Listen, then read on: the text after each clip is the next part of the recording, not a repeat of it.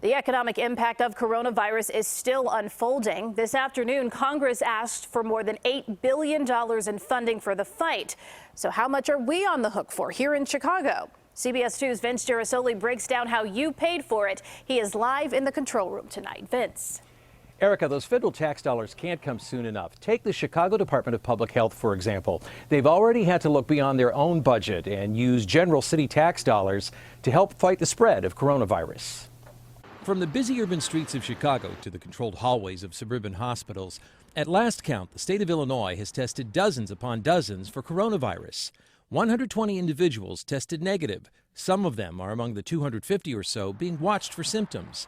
It's part of an effort that comes at a price. We're spending $150,000 a week on our costs, which is a lot. Commissioner Allison Arwady says most are personnel costs, and she broke down some of the numbers for us. At O'Hare, staff have been assigned 7 days a week, monitoring returning travelers and arranging for health screenings. From manning call centers to working into the evening on interviews and analysis, 100 staffers are now logging their overtime, and there's more. We also have just some really practical costs, things like paying for quarantine facility, paying for supplies. Where does the money come from? Sure. And do you have enough? We've been advocating really very hard at the federal level, looking for reimbursement. The city of Chicago already receives $9 million annually from the CDC for general health preparedness. The lion's share has already been spoken for. We have used most of that funding or all of that funding at this point. Some help is already on the way to pay for everything from staffing to supplies.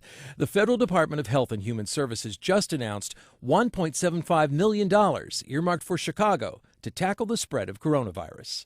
We do expect to continue to identify new cases, both across the U.S. and likely here in the Chicago area.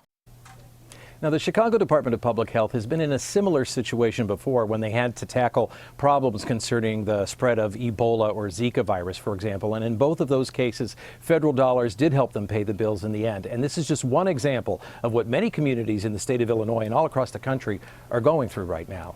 In the control room, Vince Gerasole, CBS 2 News.